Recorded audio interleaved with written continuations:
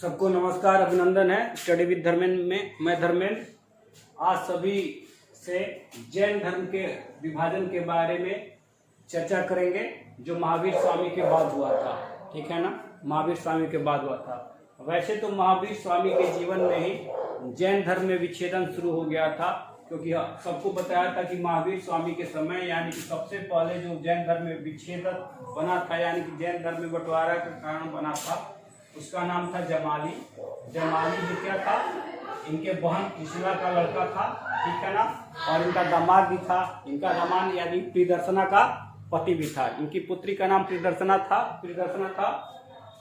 उनका उसका ये पति भी था जमाली। और जमाली ने जिस कॉन्सेप्ट को इस्टेब्लिश किया था, स्थापना किया था, उसका नाम था बहुतरवाद। लेकिन महावीर स्वामी की मृत्यु के बाद भी जैन धर्म काफी समय तक अक्षुण्ण बना रहा, यानी कि उसमें कोई खंडन नहीं देखने को मिलता है। महावीर स्वामी ने जैन धर्म के प्रचार के लिए अपने जीवन काल में ही कितने ग्रंथर बनाए? 11 ग्रंथर बनाए। 11 ग्रंथर बनाए, जिसमें पहले ग्रंथर का नाम था इंद्रभूति और अंतिम ग्रंथर का नाम था सुधर्मम। ठीक है ना, और शेष 9 और भी थे। लेकिन आपको पता है कि महावीर स्वामी के जीवन काल में कितने ग्रंथर? 9 ग्रंथर की मृत्यु इनके जीवन काल में ही हो गई। यानी कि रेस्ट ऑफ 2 बचे, 2 ग्रंथर बचे। उस ग्रंथर में कौन थे? इंद्रभूति थे और सुधर्मन थे। लेकिन इंद्रभूति का नाम गौतम भी था। इंद्रभूति गौतम के साथ कोई एक्सीडेंट ऐसा हुआ कि महावीर स्वामी की मृत्यु के कुछ घंटों बाद भी इनकी मृत्यु हो गई, यानी कि ये भी चले गए। यानी कि 10 ग्रंथर पहले ही चले गए, तो एकमात्र बचे कौन? सुधर्मन बचे। यानी कि एकमात्र ग्रंथर यही थे जो महावीर स्वामी के मतलब की मृत्यु के बाद बचे थे। तो जाहिर सी बात है कि क्या बन जाएंगे? जैन धर्म के अध्यक्ष बन जाएंगे। इन्हीं के नेतृत्व में जैन धर्म की सारी जिम्मेदारी मिली प्रचार प्रसार की, जो इन्होंने सुचारू रूप से जारी रखा। ठीक है ना, सबको पता होगा कि सबसे पहले जो हर्यक वंश था, हर्यक वंश में जो बिंबिसार था, वो किस मत का पोषक था? जैन धर्म का पोषक था। अजातशत्रु बौद्ध धर्म का पोषक था। ठीक, अजातशत्रु के बाद जो अजातशत्रु का पुत्र हुआ उदयन, वो किस मत का पोषक था? जैन धर्म का पोषक था। यानी कि जैन धर्म, पता चलता है कि जैन धर्म काफी समय तक क्या एक सूत्र में बनी रही। आपको सभी को पता है कि नंद वंश का प्रतापी शासक कौन था? यानी कि जिसने नंद वंश की स्थापना की थी, महापद्म नंद। पुराणों में इसे क्या बोला जाता है? एक राट बोला जाता है, सौर संक्रांतक बोला जाता है, यानी कि सभी क्षत्रियों का नाश करने वाला। अपरशुरामो बोला जाता है, यानी कि द्वितीय परशुराम का अवतार बोला जाता है इसे। और ये भी किस मत का पोषक था? जैन मत का पोषक था। जैन मत का पोषक था ये भी। यानी कि महापद्म नंद के समय तक जैन धर्म में कोई बंटवारा नहीं था। यानी कि यहाँ तक भले जमाली ने विच्छेद किया था, लेकिन वो पूरी तरह से जैन धर्म को बांट नहीं पाया था। महापद्मनंद के बाद ही कहानी शुरू होती है। महापद्मनंद के समय जैन धर्म के जो अध्यक्ष थे, उनका नाम था शंभुति विजय।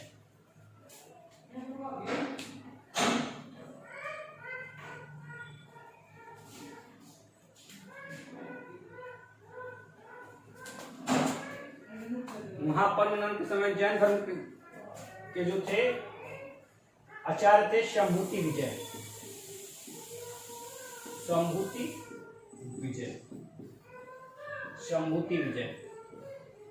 ये अध्यक्ष थे।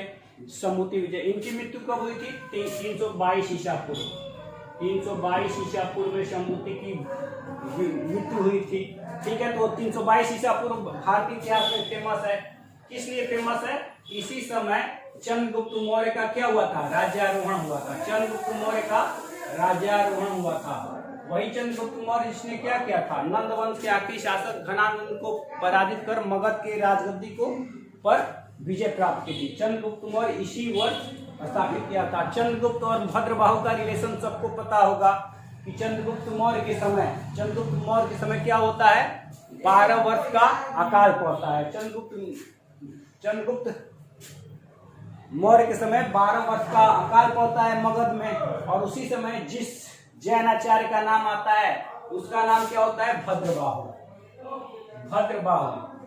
जैनाचार्य का नाम आता है, यानी कि चंद्रगुप्त मौर्य के समय भद्रबाहु जो थे क्या थे, जैनाचार्य थे। यानी कि जैनाचार्य यानी कि अध्यक्ष भी थे, प्रचार की जिम्मेदारी सारी थी। और भद्रबाहु ही वो आखिरी व्यक्ति थे जिन्हें 14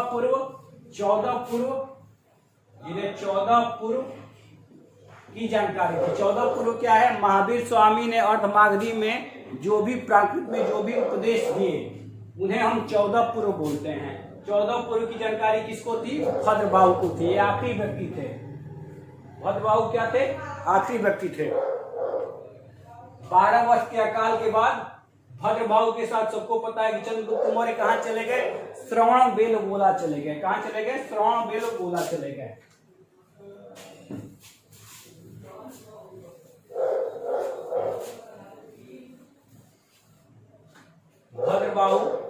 भद्रबाहु कहाँ चले जाते हैं, श्रवणबेलगोला, यानी कि कर्नाटका में। भद्रबाहु चंद्रगुप्त मौर्य के साथ कर्नाटक में कहाँ चले जाते हैं, श्रवणबेलगोला पहाड़ी पर चले जाते हैं। किसके साथ, चंद्रगुप्त मौर्य को लेकर। लेकिन जाने से पहले क्या करते हैं, उत्तर भारत में जैन धर्म की जिम्मेदारी किसको सौंप कर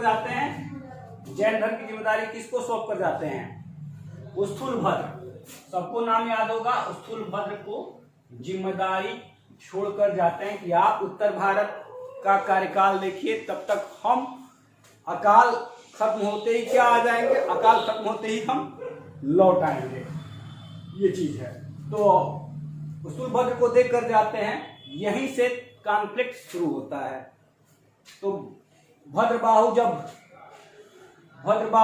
चंद्रगुप्त मौर्य के साथ जाते हैं, लेकिन वहां पर क्या होता है कि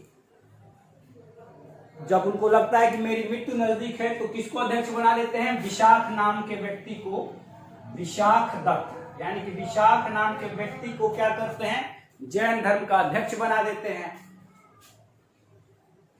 जब यही विशाख अकाल खत्म होने के बाद उत्तर भारत में लौटता है, तो देखता है क्या कि स्थूलभद्र जो है क्या कर रहे हैं, प्रथम जैन सम्मेलन की तैयारी कर रहे हैं। यानी कि 300 ईसा पूर्व में 300 ईसा पूर्व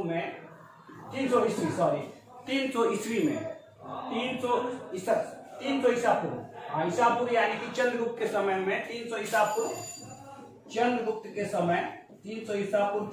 समय में पाटलिपुत्र में जैन सम्मेलन करवा रहे हैं। पाटलिपुत्र में प्रथम जैन सम्मेलन करवा रहे हैं। और इन्होंने क्या कर दिया था, 14 पूर्व की जगह क्या किया था, 14 अंग की रचना कर दी। 14 पूर्व की जगह 14 अंग की रचना कर दी। यानी कि पूर्व का स्थान किसने ले लिया था, अंग ले लिया था। यानी कि महावीर स्वामी के उपदेश का पूरा ही स्ट्रक्चर बदल गया था। तो विशाख दत्त ने पूछा कि भाई आप किससे पूछकर ये सम्मेलन करवा रहे हैं, गुरुजी ने मुझको जिम्मेदारी दिया था, किस बात पर ये करवा रहे हैं आप, हम लोग जो थे पूरा कॉन्सेप्ट अलग था, हम लोग अकाल के वजह से गए थे, और हम लोग का जो स्वरूप है दिगंबर वाला है, और आप लोग तो वस्त्र धारण किए हुए हैं। ये सारी चीजें यहीं से कॉन्फ्लिक्ट हो गई। यानी कि पूरी तरह से विशाख दत्त को सुनने वाला कोई नहीं था। सारे लोग क्या थे, स्थूलभद्र को सुनने वाले थे। ठीक है, तो यहीं पर स्थूलभद्र के नेतृत्व में जिस जैन संप्रदाय की शुरुआत हुई उसे हम क्या बोलते हैं, श्वेतांबर। ठीक है, और भद्रबाहु यानी कि विशाख दत्त वाला को किस रूप में जानते हैं, दिगंबर, यानी कि महावीर स्वामी के शिक्षा को एज यूजुअल स्वीकार करने वाला, एज यूजुअल एक्सेप्ट करने वाला जो संप्रदाय था वो दिगंबर था, यानी कि दिख ही अंबर है, यानी कि पूरा ब्रह्मांड ही उसका अंबर है। ठीक है ना। नग्नता को मानने वाले थे ये लोग, महावीर की पूरी 14 पूर्व शिक्षा को मानने वाले थे। श्वेतांबर क्या थे? श्वेतांबर यानी कि सूर्यभद्र ने 14 अंक की जगह 14 पूर्व की जगह 14 अंक की रचना कर दी थी, और ये लोग श्वेत वस्त्र धारण करने वाले थे।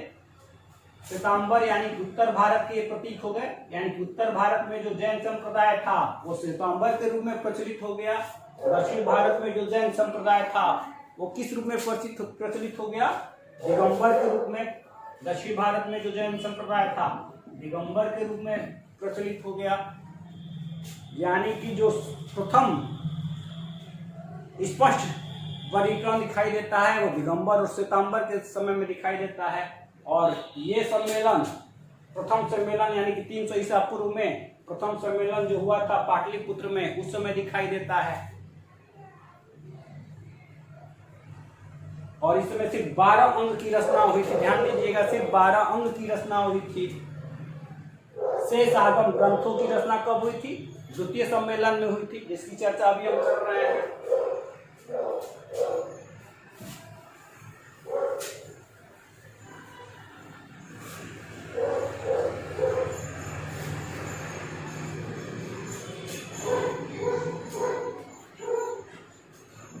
सम्मेलन की अगर बात करें, प्रथम जैन सम्मेलन कब हुआ था?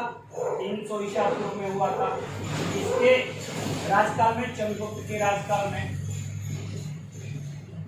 कहाँ हुआ था? पाटलिपुत्र में हुआ था। सम्मेलन के अध्यक्ष कौन थे? आपके स्थूलभद्र थे। द्वितीय सम्मेलन कब हुआ था? 513 ईस्वी में हुआ था। 513 ईस्वी में कौन, किसके, कहाँ हुआ था? वल्लभी में। वल्लभी कहाँ है? गुजरात में है।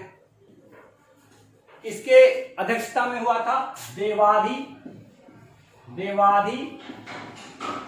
क्षमा श्रवण अध्यक्ष थे। किसके राजकाल में? मैत्रक वंश के राजा थे।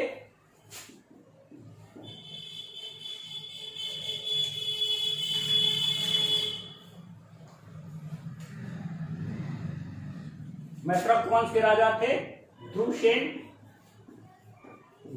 मैत्रक वंश के राजा थे। उनके राज्य में हुआ था, राजकाल में हुआ था मैत्रक वंश।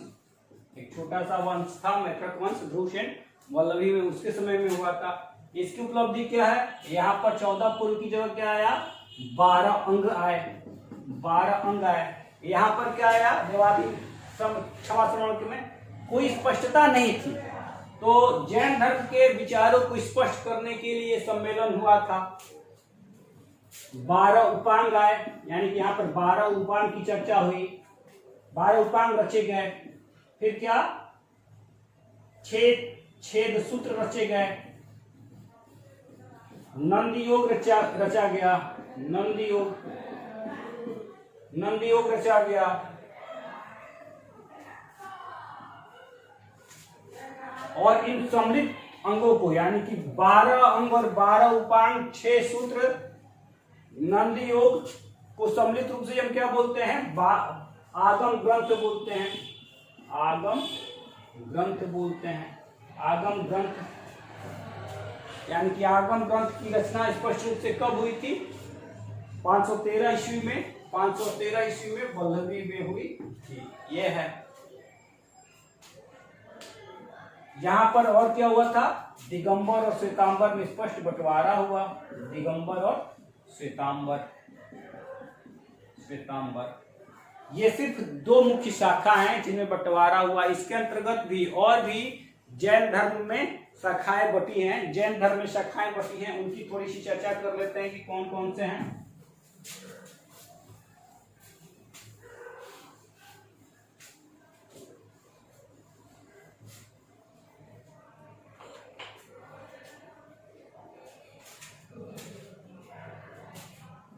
विभाजन,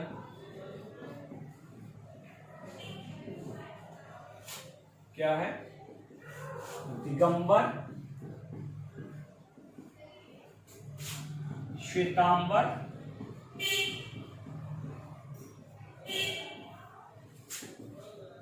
श्वेतांबर है, कुचर्क है, यापनी है, यापनी है, श्वेत पत्र है, श्वेत पत्र है, मतलब दिगंबर श्वेतांबर के आगे कुचर्क यापनी श्वेत पत्र है, मतलब और भी छोटी छोटी शाखाएं बटी थी इस रूप में। फिर आगे चलकर क्या हुआ, दिगंबर में भी बंटवारा हुआ, श्वेतांबर में भी बंटवारा हुआ। बात करेंगे तो दिगंबर का जो उप संप्रदाय था, एक को पूजिया बोलते हैं,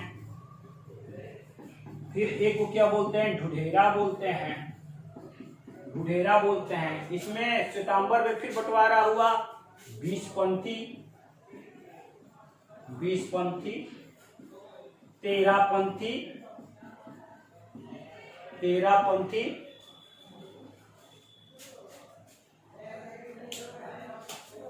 तोतापंथी, तारणपंथी, तारणपंथी।